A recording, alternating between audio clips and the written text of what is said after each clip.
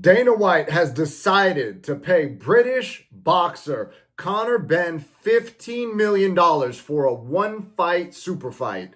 And he's got the entire combat sports world pissed off. We're going to get into the details of the deal. We're going to get into a whole bunch of stuff that nobody's talking about. And when you have all the information, this deal's either going to sound way crazier to you or it's going to make a lot more sense. So watch till the end of the video because it's either one way or the other. This is a very polarizing subject. And when you get all the details, you're going to... There's some crazy stuff going on, man. I'm talking failed drug tests. I'm talking about people saying it's a brutal betrayal. I'm talking about UFC stars, former UFC stars, champions speaking out. Everybody's got an opinion, man. And before we get started, let's just clear some stuff up. So Eddie Hearn, Eddie Hearn is a British boxing promoter, okay? And Conor Benn is a British fighter. But what people don't know about the situation is that while Dana White did sign Conor Benn to a $15 million one-fight super fight deal, that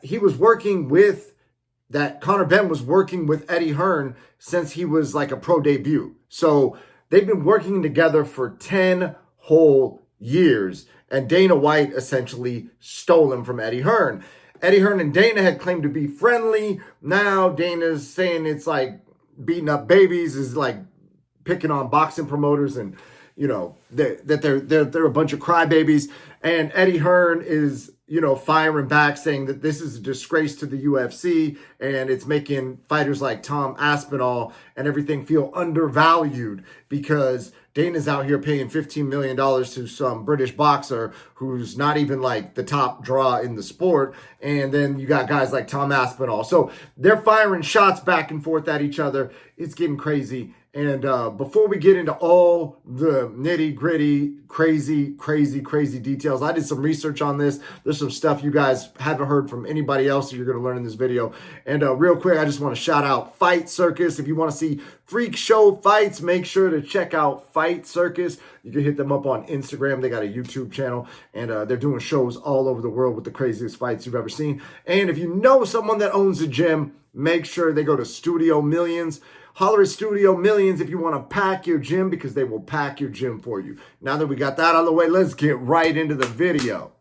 All right, so Eddie Hearn is calling this $15 million deal a brutal betrayal because his client, Conor Benn, was given $15 million for a fight in the future, well, one fight contract or whatever, right? He's $15 million for one fight by Dana White, because Dana White has started Zuffa Boxing. But the problem with that is that the UFC fighters don't make that much money. So they're going, Dana, what is going on? Right? We got MVP speaking out, Michael Venom Page. He's saying that the deal feels disrespectful. He says it feels hurtful, and he's not understanding why.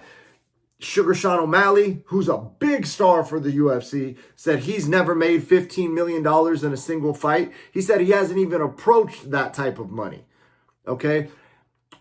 Demetrius Johnson, some people consider him the greatest fighter of all time, right? Certainly, you can make an argument that he's the greatest greatest flyweight of all time, 125 pounds. And he's saying that it's a flex by Dana just to bang on these boxing promoters and show that he can steal their guys. But one big part of what they're missing, and we're going to get into a drug abuse scandal in a second.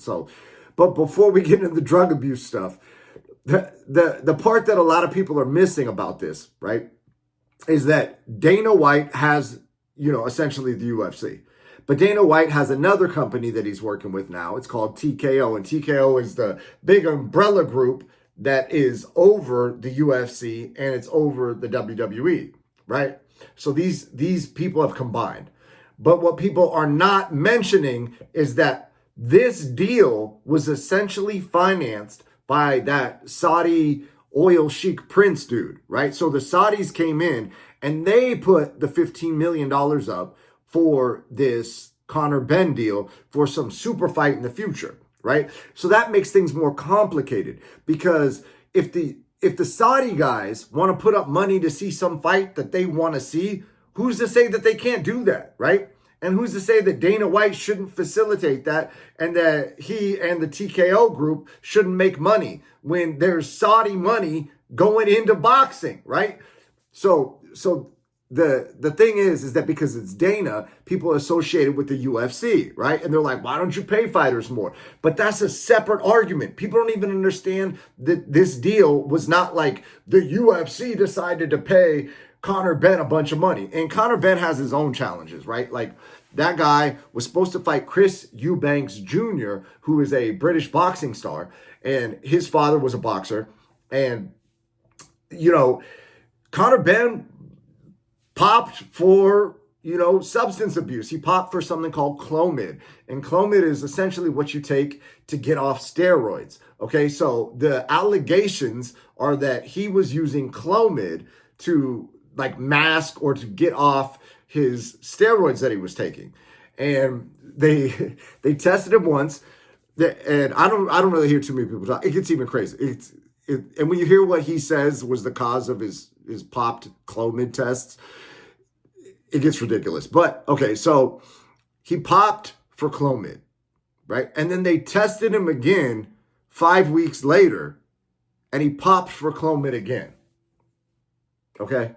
So it's not like he just did one test and he tested positive, right? The guy's tested positive twice for the same thing, and it's like an anti-steroid drug. It's like how you would not fuck yourself up by being on steroids, right? Like you do steroids, all your testosterone and hormones go crazy. And then when you get off the steroids and your testosterone crashes, you don't want all the other stuff like estrogen or whatever going up. And I guess Clomid will level it out for you, right? So that's why somebody would take that drug. Now, why would they have that drug in their system twice, 5 weeks apart, right? It's almost as if someone would allegedly think that they were on a cycle of Clomid to get off of steroids and that they had to do it for a certain amount of time to make sure they got off the steroids properly. But guys, it's not what you're thinking, okay? It's not what you're thinking. The guy, I mean, he wouldn't do steroids. Like, what kind of person would do that? Millions of dollars for prize fights. Why would you do steroids? Come on, man. He's not that type of guy. He was eating eggs. He was eating eggs. Conor Benn says the reason why he popped twice for a banned substance, which is designed to get you off of steroids, is because he was eating a lot of eggs. That was his excuse at the time. He said he was eating eggs. And so then Chris Eubanks, I believe it was Senior, hit him with an egg, at a press conference or whatever. So there's like all this egg drama going on around the guy. He's saying he ate too many eggs and now he's popping. Dude, I eat grass-fed organic eggs all the time. Like, or whatever, like the eggs that are out in the nature, pasture raised or whatever. Dude, I get the ones with the orange yolks, bro. I have never tested positive for Clomid a day in my life. And because I'm 40 and I'm still fighting, I get tested like every card, right? The idea that eggs would cause a positive test. Anyways, so that's so out, like, It's like he's a comedian saying that. That's like a funny joke. I wrote it down in my journal. Oh, Conor Benn told a funny joke today. He said he popped twice for Clomid because he ate eggs. Ha, ha, ha. He's such a funny guy. He should start comedy after he boxes, right? Like, that's how funny that statement is. So anyways, because people were roasting him about his 2 popped steroid lowering tests with the Clomid, and the eggs, they started roasting him about the eggs. He said, oh, wait. I thought it was the eggs. I thought it was the eggs.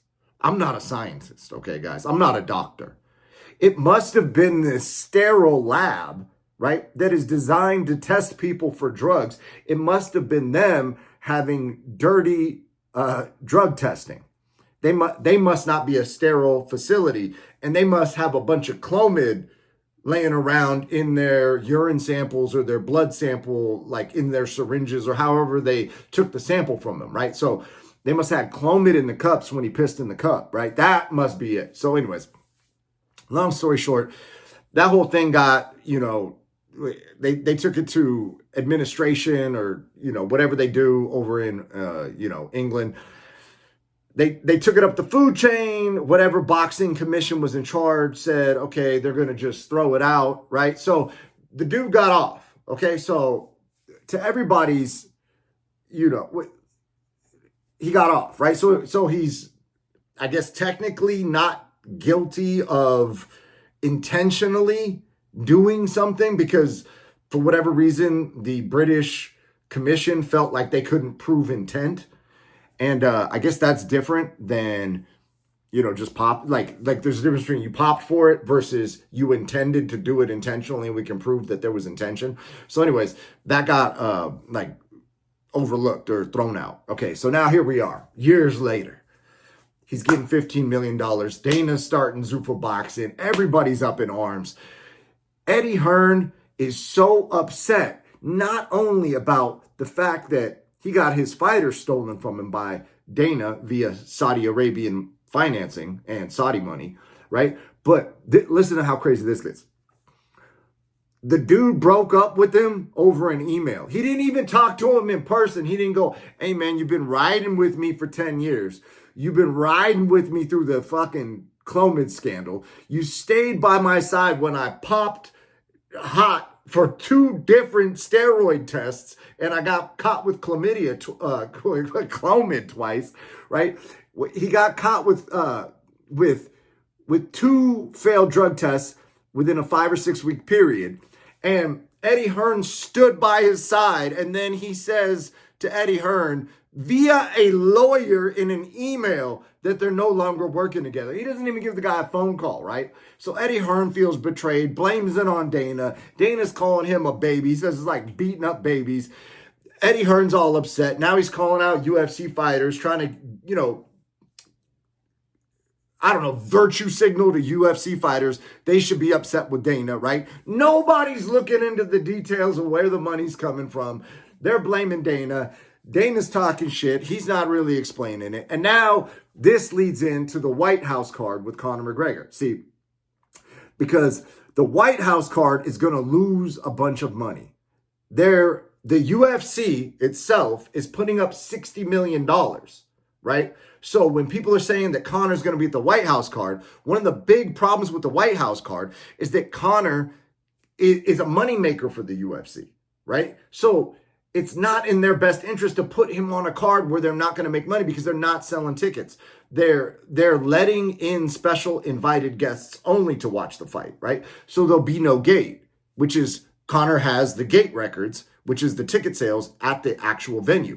So because Conor has the ticket sales, they want to put him somewhere where he can set another ticket sale record or sell a whole bunch of tickets, right? So now they're talking about Conor at International Fight Week. Meanwhile, this other dude's getting $15 million for one fight. Conor's trying to renegotiate his deal. Conor's people are, Conor McGregor's renegotiating his MMA deal with UFC.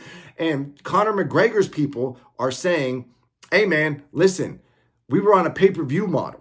Right? We got paid a percentage of pay-per-view. There's no pay-per-views anymore. That negates our deal. So now we can get out of our contract. Maybe we go fight bare knuckle against Mike Perry, which we discussed in a previous video, right? So now there's all these complex things happening at once. The UFC fighters want more money because they see what's happening.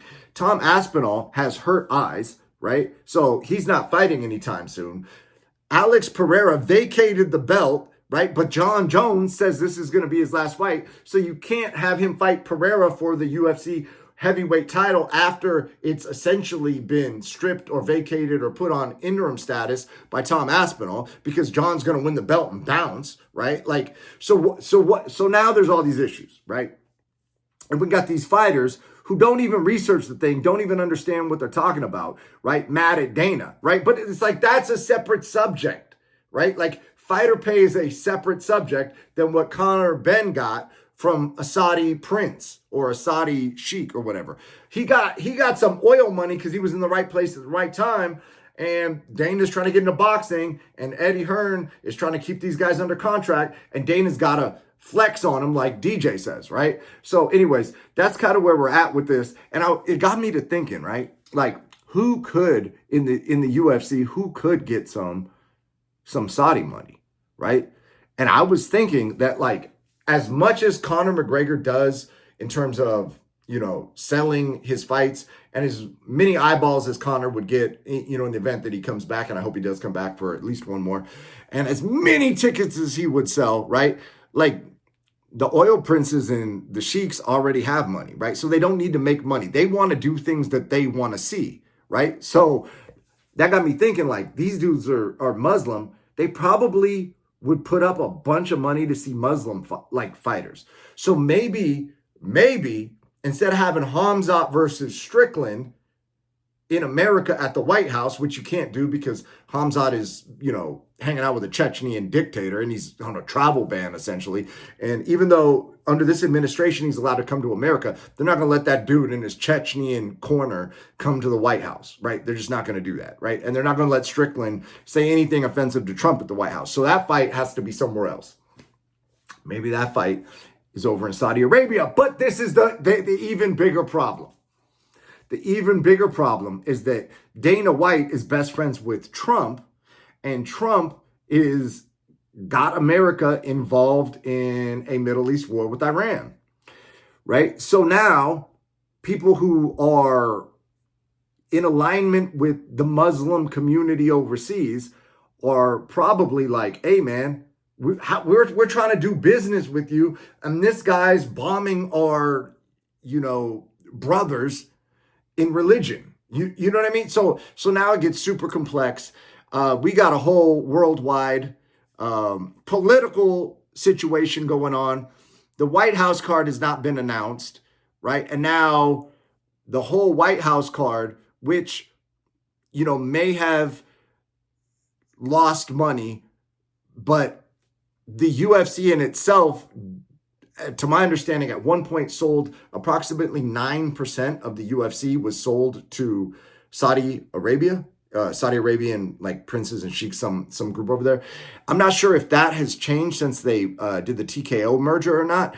But in the event that Saudi Arabia is still invested in the UFC itself, right? That's like a passive partner. They might want to get out now, right? Like the whole thing is going crazy, and it goes a lot deeper than a lot of people realize at face value. But, I think it's kind of funny that this dude is saying that he tested positive over some eggs. But, hey, man, shout out to that guy for for having the eggs to say that, okay? All right, that's the pun we're going to end the video with, guys. We're going to end the video with an egg testicle pun. All right, that's how we do it here, man. So make sure you like, subscribe, and bang the bell. Make sure you check out Fight Circus, and make sure you send your coaches to Studio Millions to pack their gym. I love you guys. I'll see you in the next video. Let me know what you think in the comments, because this shit is getting crazy, y'all.